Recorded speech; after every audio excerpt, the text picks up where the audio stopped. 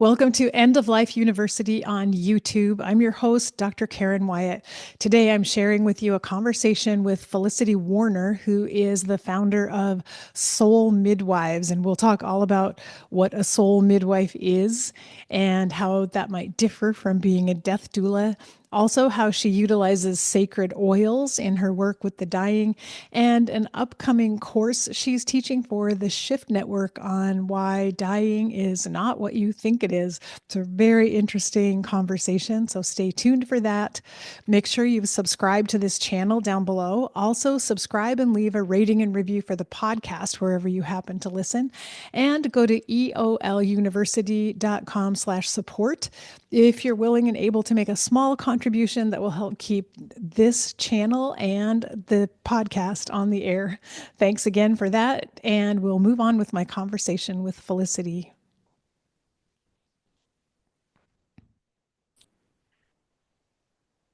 Today, I am so very pleased to welcome my guest back to the podcast, Felicity Warner. Felicity is the founder of Soul Midwives, a global movement pioneering and teaching holistic and spiritual end of life care. Felicity's work is often used in hospitals, hospices, and care homes, and within communities. She's also the principal of the Soul Midwives School, an author and a death doula. Felicity lectures internationally on death and dying and sacred oils. She is an honorary knowledge exchange fellow with the University of Winchester and has won many awards for her work, including End of Life Care Champion of the Year by the National Council for Palliative Care, among others. And Felicity is the author of the Soul Midwives Handbook, which many of you may already own, but the book is being republished with updates and some new content. And so we just wanted to make you all aware of that, and we'll talk about that a little more in our interview. But you can go to Felicity's website, soulmidwives.co.uk, to learn more. And Felicity, welcome. I'm so glad we get to talk to one another. Oh, Karen, it's so lovely to be back here again and talking with you. I can't believe how quickly the time has gone since I was last your guest. So it's great to be here. Thank you. I know it's amazing, but it's been 6 years. When at first I thought, I think I just talked to Felicity a couple of years ago, but it's actually been 6 years, which is a whole lifetime ago. And then thinking about it, you were just mentioning to me that you've been doing this work for 35 years, which is, it's that's an incredible perspective on this whole field. And you've seen many, many changes come and go during that time. Yes, yes. Karen, I really, really have seen so many changes, but maybe that's something I can talk about because I I see things in cycles, and I think in some ways we're returning back to almost where we were at when I started. So I'll talk a bit more about that as we chat. Yeah. Oh, yes, definitely. And that all makes sense, doesn't it? Because we're thinking of life cycles and how, the flows and seasons of life. So, Yeah, yeah, that's absolutely. really fascinating. Well, maybe here at the beginning, you could just talk to us about what is a soul midwife, because some people might not be familiar with it incorporating soul and midwife together. And I'd love to hear how you define that. Yeah, absolutely. Well, I suppose really to begin with to say that the soul midwife role is very similar to the end of life doula roles. So often they sort of interchange with each other.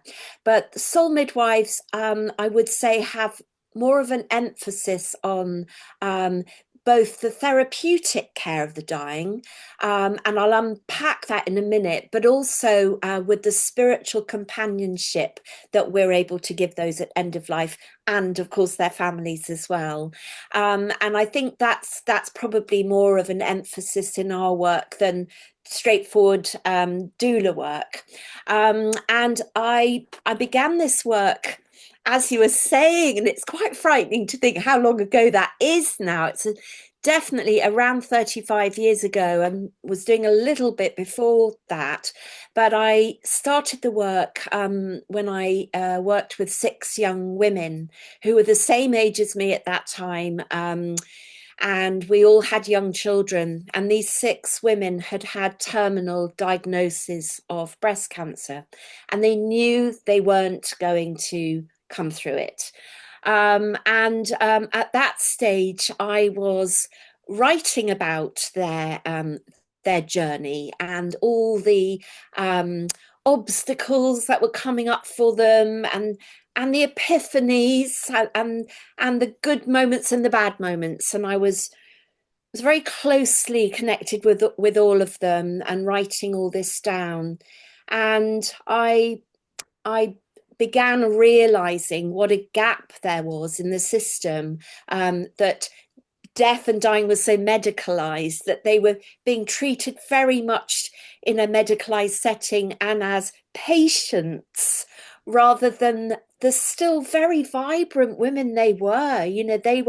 They were mothers, and they'd had exciting careers, and all of them wanted to do death differently. They wanted to be inspiring to others, and they wanted to really share their experiences and their process in order, hopefully, to help others who were going through the same journey. So all of them were themselves very pioneering, very forward thinking, and so brave. And that struck me more than anything, this incredible kind of mission they felt to explain how it felt to be dying, and to explain how it felt to be young and dying. Everything was out of sequence, and yet the journey was rich and horrifically upsetting at times, but also very empowering for them. And I kind of think that's where I came in, because they were able to tell me their stories. And in doing that, I realized, I mean, I didn't have skills to sit, I didn't have medical skills at all. But the only thing I really did know how to do, I think, then was to listen deeply and to hold space, which we now talk about routinely. At that time, I Mhm. don't think we'd use that expression, holding space, like we do now. But being able to listen, and then, because of a lot of experience I had in complementary medicine, I was able to start suggesting things that might help with certain aspects of their illness: breathing, mindfulness, nourishing food, meditation, working with sound, working with certain oils, which I know we'll talk about later. And so, going back to what a soul midwife is, which was the question, it it I realized that there was a need to have someone who was non-medical, who could really listen, who could perhaps offer gentle therapeutic therapies, and to be able to listen and have a response to those deep questions that we ask as we're going through this journey. And that really is what the spiritual aspect of it is. So it's not religious in any way, and it's non-denominational, but it's about being able to listen and have the conversations that people go through during end of life. And so it started by accident. I mean, I really didn't sit there thinking, this is going to be what I do. It just happened. And then one day I was talking at a conference about death and dying, and an elderly gentleman came up to me, and he said, I want to talk to you. You're a soul midwife. And I said, I beg your pardon. I'd never heard of that. And I certainly didn't think I was a soul midwife. And he said, no, no, you are. We have a midwife when we come into life, and you are the midwife that takes us out of life. And you work with the soul, you honor the soul. And that did strike a chord, because all my work, and that's really developed since then, is about working with the deepest part of the person. So we might call that soul, we might call it something else, but it's about that depth and that intimacy when we're really, really connecting with the deepest parts. So that's how it happened, and that's sort of what it breaks down into. So 2 hats: one is therapeutic, one is the spiritual aspect. Mm. I love that so much, and how you discovered the power of being a witness for those women in the group, and a witness who doesn't have an agenda, and which I think is where medicine goes wrong sometimes or goes awry, because medical providers always have an agenda. I have to fill out this form, I have to check off these boxes, I have to ask all these specific questions about what's going on, and it tends to cause them to not listen and not be able to really hear the stories, because they're focused on, I've got to get down all this information to document the symptoms and the course of illness. Absolutely. It's a huge obstacle to being intimately listening as a witness. I love that phrase so much, being a witness, because that really captures the essence of it. And I think another aspect, and one of the most powerful parts of the work of being a soul midwife, is that we have this blank slate. We can just be there in that neutral capacity, and we don't have those time constraints usually that the medics will have. They've got their slots, they have to move through quickly, they have to get, as you say, the paperwork done and everything ticked off. We don't have any of that. We are so lucky. We can be, and generally have a lot of flexibility as well in the time we're able to give. So yeah, big difference. Mm. Yeah. Yeah, so true.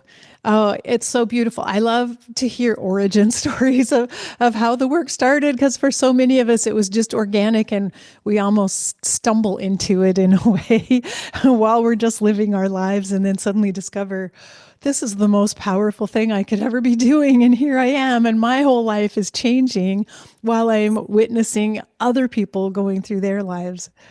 Absolutely. Yes. Mm.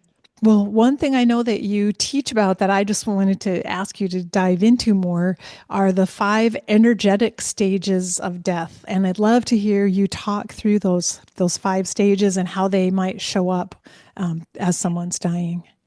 Absolutely. Well, these five stages have become really the diagnostic model, if you like, for soul midwifery, which again gives us another sort of set of tools that we can be working with at the bedside. And what happened was, when I finished working with these six amazing women and was with three of them actually at their death, but I kept contact with their families afterwards, and felt this work was now what I really wanted to be doing. So I started volunteering at our local hospice, and they already knew me because of the women, and they said, yes, yes, you can come in and you can help feed people, or you can sit with people who don't have any relatives. And what I did was, I just went in and I did all those sort of jobs that you might get asked to do. And I sat at the bedside. And what I noticed was that although everybody was dying in their own way, that everybody's death is completely different to another person's, there were these stages that I could see, and I could see them replicating time and time again. And those fascinated me. And I felt I really wanted to understand them. So I asked all sorts of people, and I read textbooks, and I spoke to the doctors and nurses, and no one had a real kind of view on them. They all sort of knew what I was talking about, but they'd never learnt it or studied it as a thing. And yet I could really see that there was something here. And it wasn't until I looked at other medical paradigms, I looked at Chinese medicine and Tibetan medicine, and Ayurvedic medicine, because they had a much wider energetic view of the dying process. And it wasn't till I looked at them that I began to get some clues. And the Tibetan model came up with some sort of matches that I was seeing. And they talk about the elements withdrawing from the body. Now, Mhm. these were ideas that were wrapped up in sort of Tibetan mythology and cosmology, and, making that leap between what I'd seen written from their perspective to the bedside of the Western people was a big leap to make. But I think that was the essence of my early field work, because, for instance, in talking with people towards the end of life, older people, they were talking about their about getting weary, about not having the energy to do certain things anymore. Very iconic phrases like "I've just had my front garden all turned into a patio because I can't be bothered to mow the grass anymore." So it's all been turned into a patio, or I can't be bothered to make the Christmas cake this year, so I'm going out and I'm buying it ready made. All these phrases linked in very much with what we would call the earth stage. And it's a whole psychospiritual stage as well as a physical stage where the body is beginning to lose its vitality. People are slowing down, they're losing their zest for life. And the life force is beginning to ebb away. It can take a long time. It's not like an overnight thing, but that's one of the phases that we talk about. The next phase is the water phase, the water element. And it's a phase where, again, people say very characteristic things. They begin to trawl up memories from long ago. They begin to remember childhood. They begin to want to talk about their mothers or their siblings in their childhood. And also what we would call soul wounds come up to the surface, things that have been pushed down during our busy life. And so we call that the water stage, and it's very much the stage when we are bringing things up to the surface and releasing them so that we don't need to take them with us into the dying journey. And then the next stage comes along, the fire stage, which is much deeper along the journey when people are probably incapacitated and in bed, they're agitated, they're restless. You know the term terminal agitation. Mhm. It's very expressed in this fire stage where you're literally burning off energetically the dross. You're releasing everything you don't need to take with you anymore, and it can make people look very anxious and restless, and they may also experience what we will call the dark night of the soul, this sort of feeling of aloneness and abandonment that people can feel at that stage. And then we go into the air stage, which of course is characterized by the change in breath.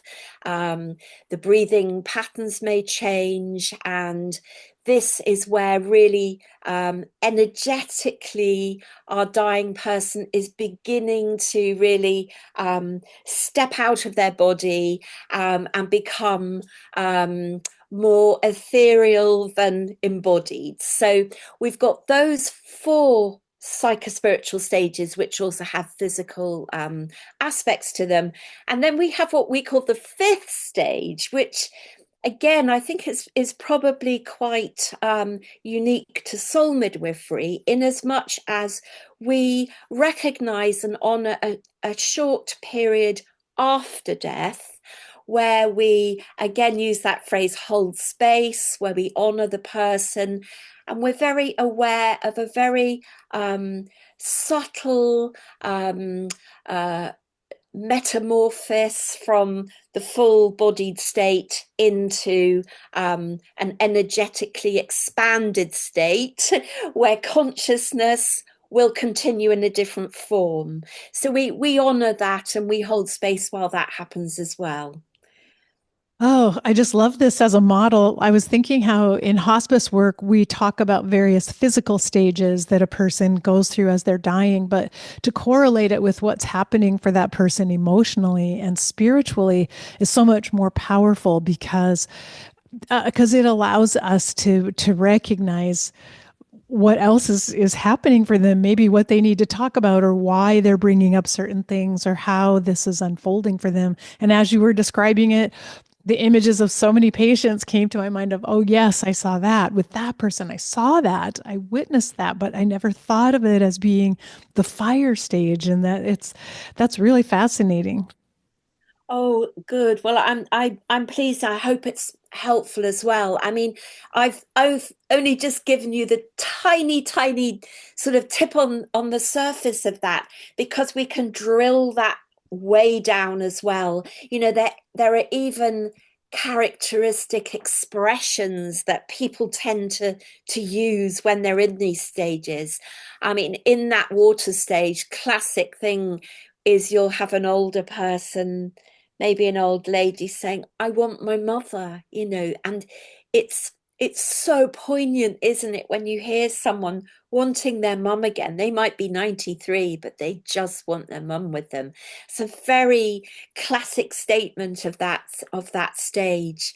And the fire stage is a very interesting stage as well, because it's often when people begin to see and hear things that are outside our normal radar. So it's when you go and visit someone and they're having a conversation with someone in the room that you can't see. And that's, again, it's such a, when we understand it as an energetic process, it can help and guide us as to how we support them. And that's what it's all about. It's about what tools can we then use to bring peace and calm and solace to them as they go through this part of the journey. So um, I love all that work very much. I find that it's very enriching, and you never stop learning either. The dying teach us so much. It's incredible, the process of that. It is true, Yeah. no matter how much you have witnessed or how many times you've gone through the process with someone, there's always something new to learn. And you always come Always. away with having seen something that you hadn't thought of before. Absolutely. Absolutely. Yeah. I always say to my students, you never ever know what you're going to see when you open that door. And you need to completely empty yourself before you go in, and put all your own things aside. Don't take anything in with you, but just go in and then be fully present and see what there is to see, and then meet that space, work with that. Certainly. Yeah. Yeah, that's so very true. And I know that you teach and talk a lot about utilizing sacred oils. And so that's something I'm not familiar with and have never used before. And I'm curious about how sacred oils could help and in what situations. Yeah, well, I again, this is so funny. We were talking about how we don't know how this work's ever gonna sort of come to us. But long before I started working with dying people, I met an extraordinary woman when I was living in Denmark, in Copenhagen. I was still a teenager, and I was already interested in energy medicine and healing, because I come from a family of healers. So that felt quite ordinary and normal for me. But I was told she was a healer and that she worked with oils. And so I knew a little tiny bit about aromatherapy oils, and I went to see her. And that was a massive turning point for me. Um, because I went to have tea with her in her apartment, and instead of books on her bookcase, she had just thousands of bottles of oils, just thousands. And I remember being a bit scared. I wasn't quite sure why I was there or what it was all about. She was quite severe. It wasn't easy, but she went and picked out some bottles for me and brought them. And she said, "Okay, first I want you to just hold the bottle and just think about it, tune in, and make yourself calm and tell me what you feel just holding the bottle." So I'd never done anything like that before, but that was quite interesting. And then she took the tops off and asked me to smell, and then that was such a moment for me of just having a rush of energetic experiences, really, one after another. And she was very measured, and she watched me, and she didn't say very much, but she was thinking about it. And then she asked if I would really like to learn about working with these oils. And she explained that she was called a Myra. She belonged to an old lineage of women who offer myrrh, who work with myrrh. And of course, they're spoken about in the Bible, but I hadn't heard of them at that stage in my life. but this old lineage know how to work with the frequency of oils.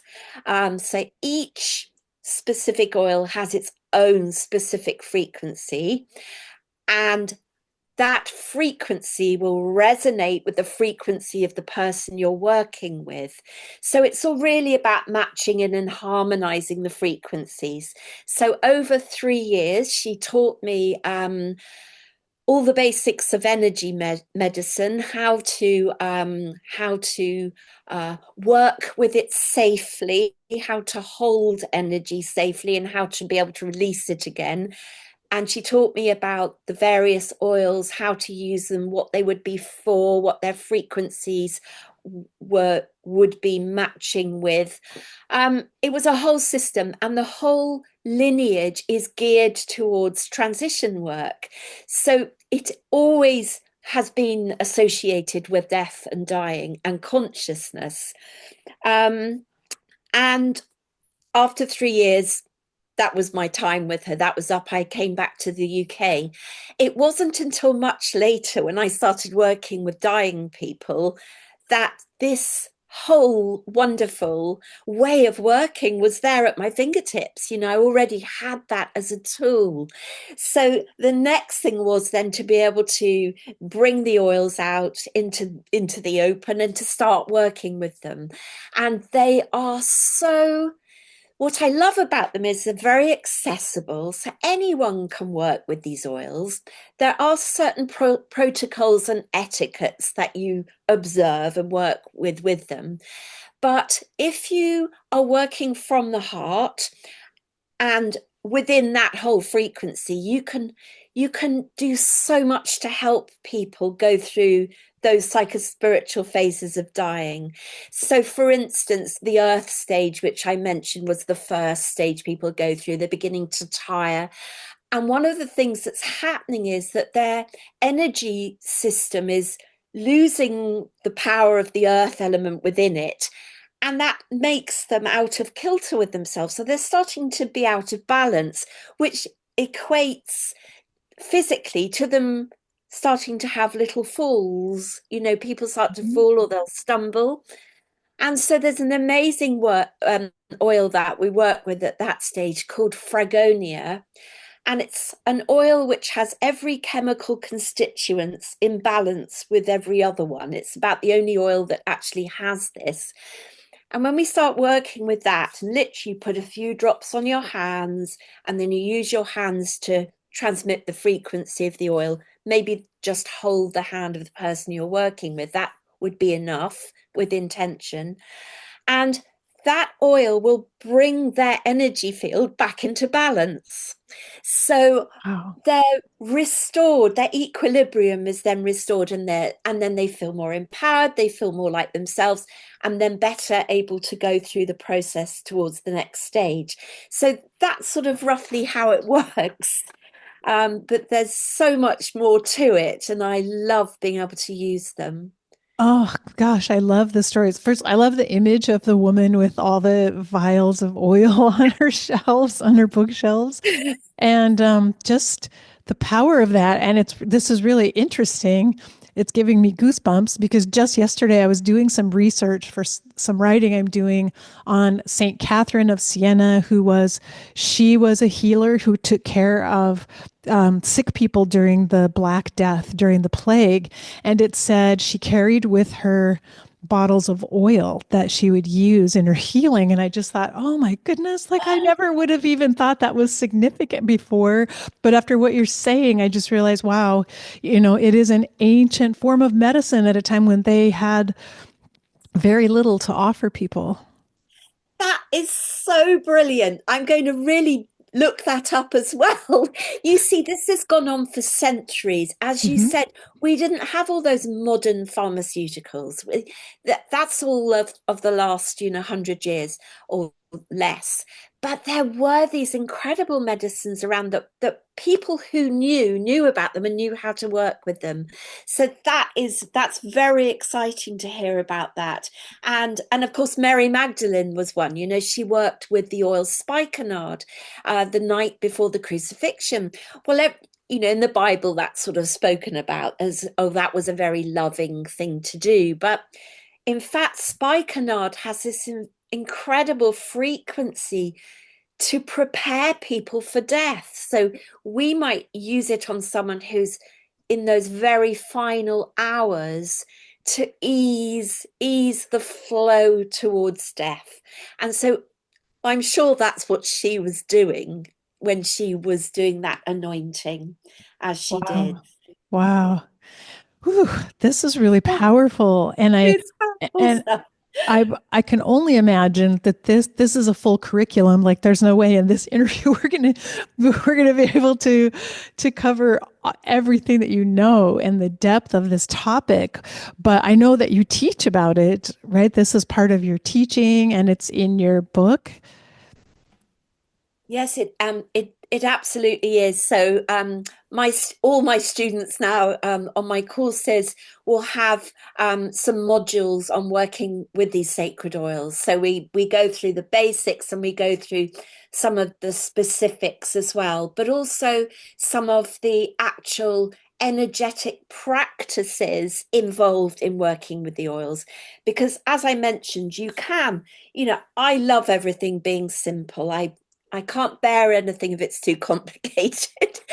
So, just with a few drops of oil on your own hands, you can turn your hands into the most incredibly healing tools with the oils.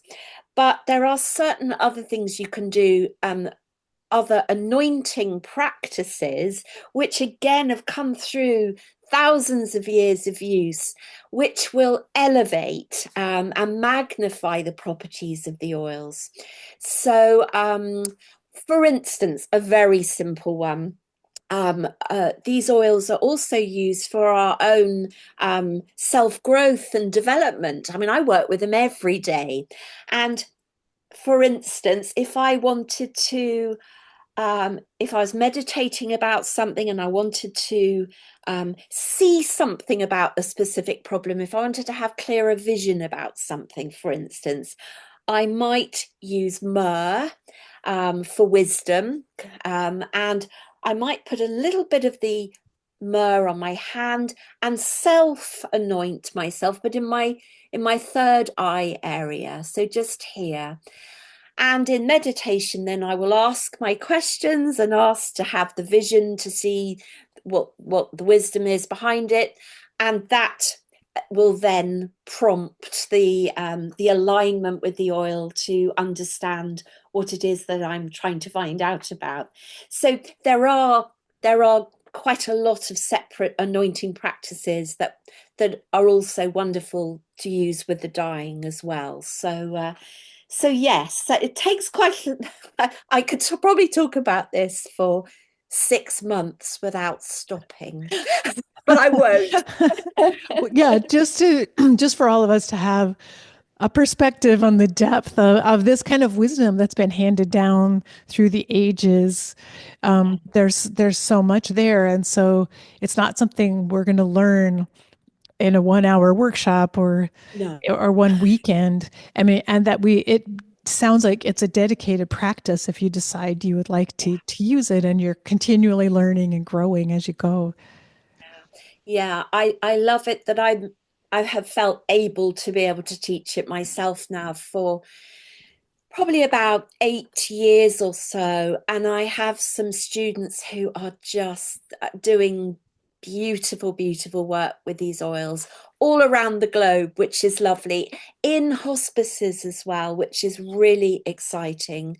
And one of the things about that is that, as we know, using oils and massaging in with people at end of life has its challenges, for various reasons, and really may not be appropriate. Skin might be very delicate, or massaging around a tumor site.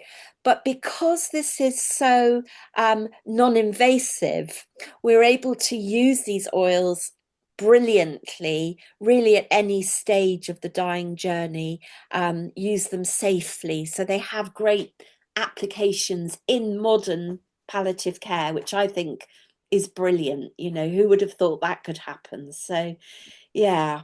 Oh, yeah, it's just so beautiful. And I wanted to ask, I know that you have a course coming up for the Shift Network that you're teaching, and are you going to cover this information about sacred oils in that course? Yeah, yes, Karen, I am. So it starts on May the 6th, and it's a 7-week course covering the anointing practices and understanding and learning more about the pathway of the Myrophores. And so I'm going to be going through those psycho-spiritual phases of dying that we talked about. And and explaining the specific oils that we would use, and then showing really how to use them at some depth as well. So yes, I'm excited about that. That's going to be it's going to be really interesting. I haven't taught it in that way before, and I think 7 weeks will be a very good spread. I'll be able to give a lot of information through that. So I'm really looking forward to it. Oh, it sounds amazing. And I will leave a link in the show notes where people can sign up if they are interested. And I was told enrollment will be open a little after the course starts. So people could, if they are listening to this a little bit later, they may still be able to enroll if they go to the link and check, because Yeah, this sounds incredible. I just, I can't even imagine it, and I really want to sign up for it. So I can't wait to go to the link myself and see, and learn all about it. brilliant. Well, I hope people will enjoy it. And I think a great thing is as well that they don't have to be there on the day. It gets recorded, and you can access it when you've got time to look at it, sort of thing. That's right. That's perfect. That sort of self-paced Yes, yes, teaching exactly. works well for most people these Yeah, days. it does. It Well, does. well, I wanted to say that underlying these principles we're talking about is really an understanding of death energetically, spiritually, and seeing death in a different way than maybe mainstream society looks at death, and even the way Western medicine looks at death as something coming to an end. But when you take this spiritual and energetic perspective, death is something entirely different. So let's talk about that. Yeah. Yes, absolutely. Well, I mean, like most children, I was brought up to think that you know, you got old and you got sick and then you died and that was it. You went to heaven, but no one really knew what that was. And so um that was very much part of my model for growing up.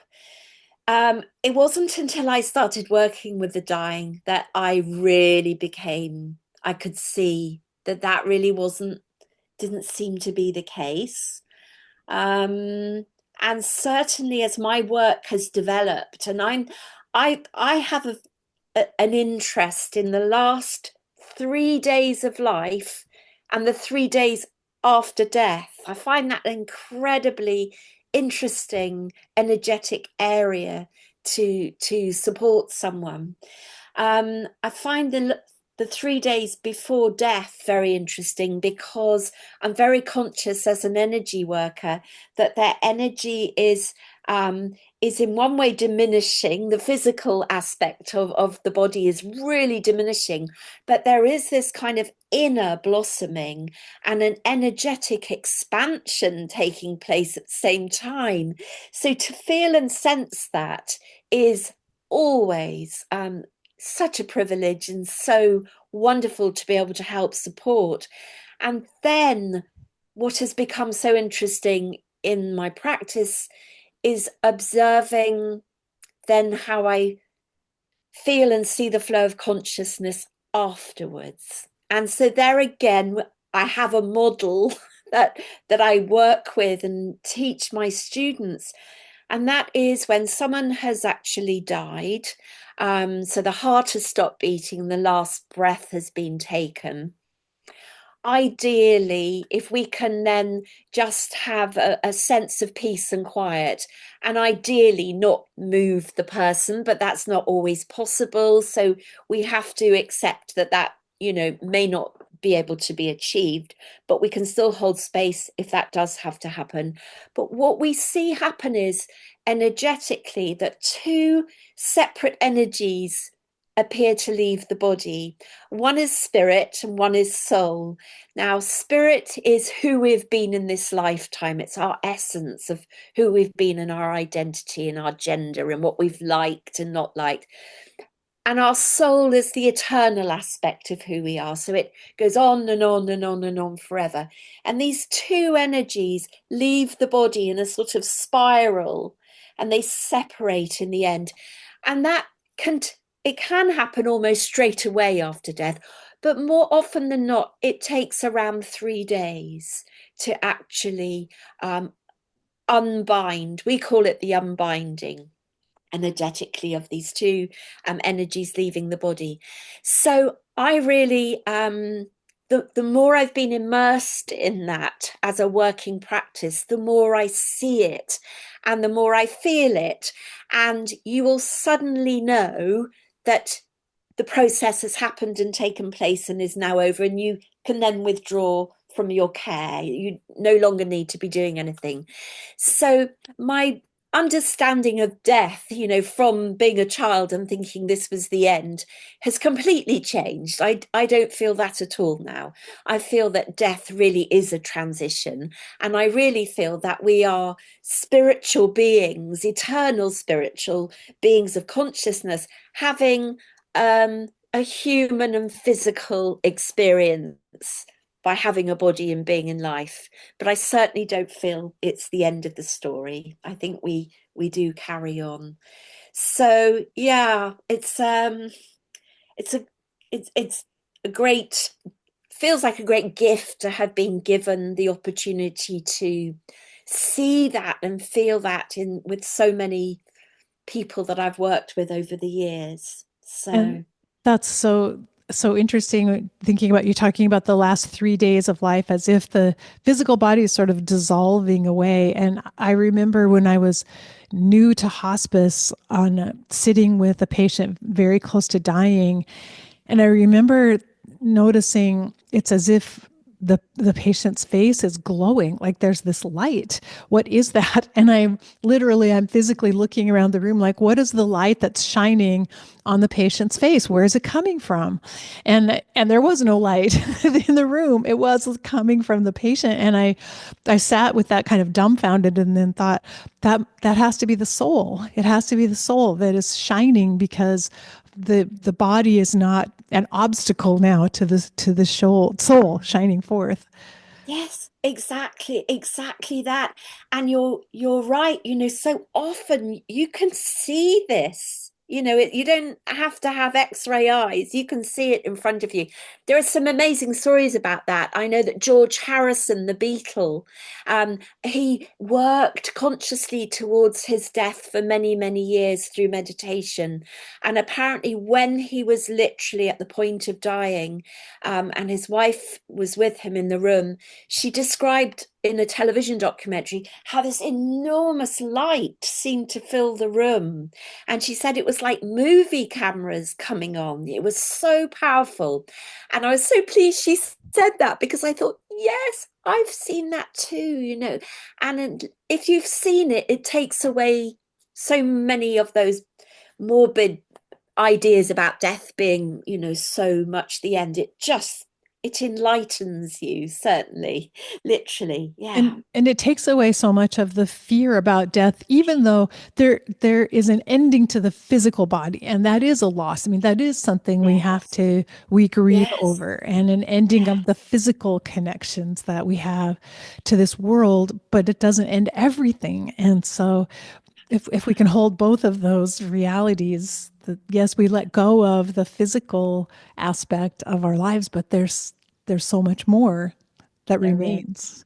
Yeah, that's right. There's so much more. I mean, death is a mystery, and we don't know exactly everything about it, but there is certainly a continuation of consciousness. I'm convinced of that. Yeah.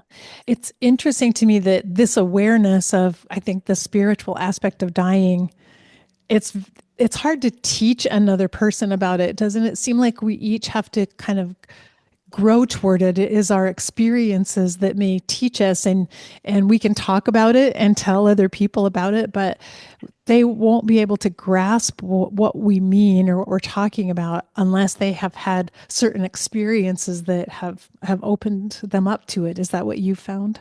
I agree. I agree so much. And you know, it's a shame, isn't it? Because 60, 70 years ago, people were dying at home and people saw it and they were used to it. They knew what it sounded like and it smelt like and it looked like.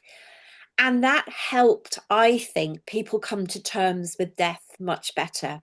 And now that it goes on behind closed doors, it's much harder for people to have that kind of contact with it. Like you're saying, you know, if you've experienced it yourself, watching that kind of transitional phase, it takes away so much of the fear, but the fear increases if we exclude you know, remove our dying people to hospice or hospital or whatever. So I think there's a lot of work that we all need to be doing and explaining these things that we see and feel at the deathbed. I think that's a really important part of the work as So well. important. And even having a conversation like this, there may be people listening who think, I've never believed that before. I've always believed that death is the end. But just to plant a seed, what if? What if there's something else? What if there's something more? And becoming open to that possibility makes it easier to witness and observe the things happening around us that can help reinforce that, and again help with our fear.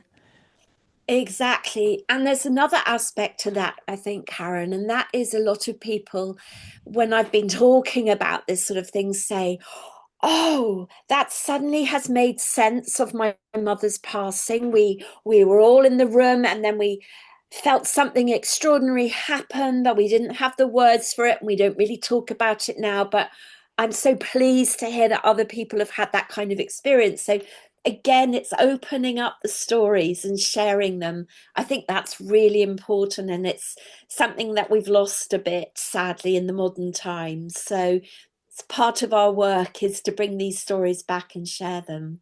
Yeah, Yeah. and I will say for me, as part of the medical profession, even though from the time I was very small, I've always had kind of this spiritual orientation toward life and understood that there's something more, been aware of that. And yet, throughout my medical training, there was no way I could admit that or talk about it or tell anyone that that's how I saw things, because it's just unacceptable. We're here to talk about the physical body, and that's what we take care of. And that was terrible cognitive dissonance for me at that time, because I saw it differently. I couldn't tell anyone or discuss it. And I think that still is a hindrance. In medicine, the people who are supposed to be healers and supposed to be showing up to make a difference for people, we can't even talk about these most sacred subjects. I know it's really hard, isn't it? Um, I have many doctors who will come to me quietly on their own and share their experiences, but within the peer group, it's still not a comfortable subject to be talking about. So it's a shame, isn't it? Let's hope that times change and that understanding of all this can, and talking about it can become a safe and a valued thing for all practitioners to be able to do. Yeah, I would love that as an outcome of our conversation, that people see, oh, I'm not the only person who sees it this way, and begins to search and look for community with other people who are like-minded, because I think there are a lot more people out there, even in medicine, who have this perspective, but like me, we're way too afraid to talk about it or share it with anyone. yeah, yeah. Understandably, I know, I really understand all of that. Yes, but let's hope enlightened times come. I'm sure they will eventually.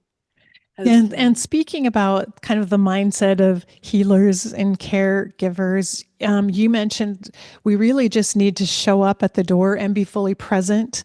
And I wondered if you have some tips about helping us be more present and what do we need to work on for ourselves, so we can keep growing in our ability to be present and to witness this spiritual aspect of dying. Yeah, gosh, that's a really deep question, but I really value it. I like it a lot. I think, again, going back to keep it simple, all of us can really, really sit with the dying and give something of incredible tenderness and value. Um, but I think we also, if we want to be doing it more than just occasionally, we do need to put in quite a lot of work on ourselves. We have to have quite a degree of self-awareness and to there are many things, learn what is our own stuff and learn what is someone else's stuff and not project ideas and things. Um, I think to be able to sit and be very still and very calm and to be able to work from a real place of unconditional love. And I know that sounds very kind of easy, and it is easy, but actually you still have to work at a discipline of being able to bring that to the deathbed. um I think, as I was saying earlier, before you ever go and sit with someone and open that door, my first piece of advice will be to slow down. And always, when you're with someone who is at end of life, slow right down, because there is a strange thing about the energy around people who are dying that they are almost in a time outside of time energetically. And I don't know if you've noticed that, Karen. I'm sure you have. There is a different quality of the time frame that you enter. And so I'll always say just slow right down. And if you can, put your own stuff to one side and just focus with unconditional love and to be there, to show up, to be present, and not to be frightened of the silence as well. Silence, that's fine, that's okay. That can be very healing and supportive. You don't have to fill up the gaps by being busy or talking too much, just by being there. And I think very good soul midwifery can be just holding a hand, if that's appropriate for that person, if that's comfortable. Just holding a hand, just being there can be just all you need to do. So, yeah. And it's okay to not know everything and not have Yes. all the answers. Oh, yes. Yes. And another thing, I always think we don't know the bigger picture of what's going on always as well. We know little tiny bits and bobs, but the whole kind of picture of who that person is and was and what's happening for them, we don't know. All we can do is I always ask for a bit of help. I say, help me to say the right thing, or help me to keep quiet, or just help me to just tune in and be the best help I can be for this person.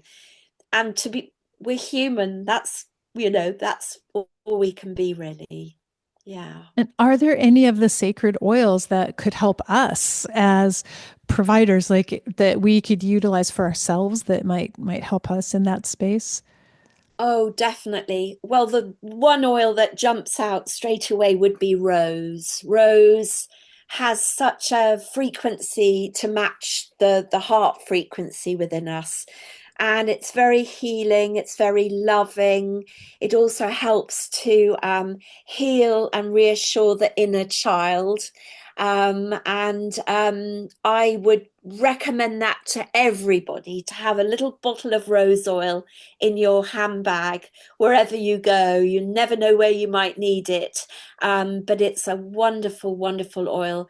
And it's also very calming to smell. The actual smell Mhm. of rose is usually very well tolerated by people and feels feels nurturing and loving. So Rose is a perfect one. There are many others I could suggest, but I think as a good first choice, I would say rose would be Mm, wonderful. Yeah. mm. Oh, that's a lovely suggestion, and it's just nice to think of that of having something like that becomes your own little ritual, little tiny ritual to use before you see someone putting on a drop of the oil. And a super practical question: where do you buy the oils, or where do you get them?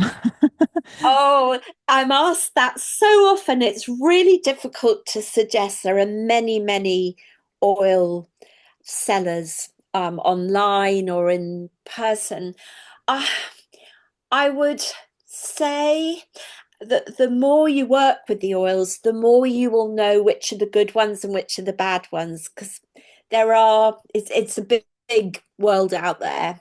Um, the best ones are the ones that are handcrafted and made in very small batches. So I would look around for those small producers who are really um, just making small batches, and they're not in great big industrial units. You know, everything about the frequency um, can be affected by the way it's been stored and created and where it's been flown in from. That will all have an impact on it.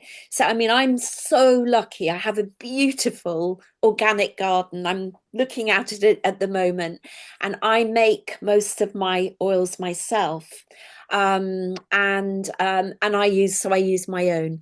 But there are some great companies out there. Best to ask for recommendations, word of mouth, I would say, and try a few. You'll soon get to know if an oil is a good one or not.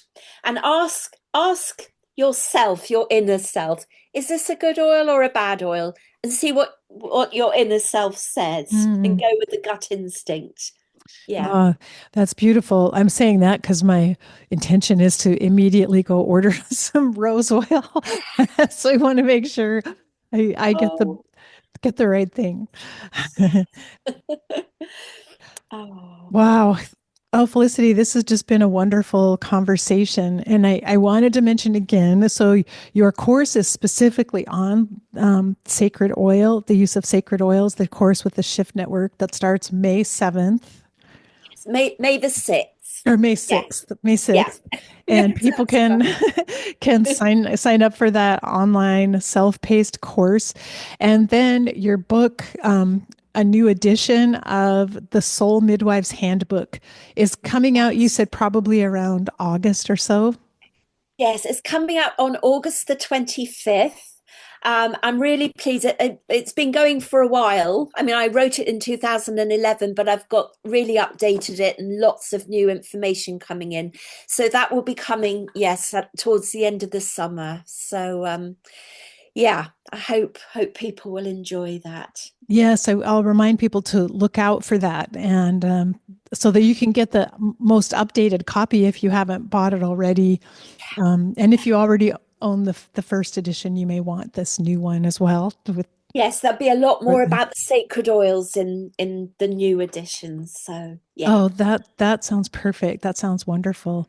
Well, oh gosh, the time has gone so quickly. This is a like a moment of time outside of time because Yes. Oh. it's been so enjoyable to talk with you. Well, thank you so much for inviting me. I've loved being able to chat about all of this. As you can see, it's something that really excites me still, and I love doing this work. So I hope others will be inspired to have a go as well. I hope so too, because I've learned so much from you, and I'm looking forward to getting your second edition when it comes out and continuing that learning process. And I hope we can stay in touch and have another chat in the future. It'd be lovely. Thank you. Thank you so much. You're so very welcome. Okay.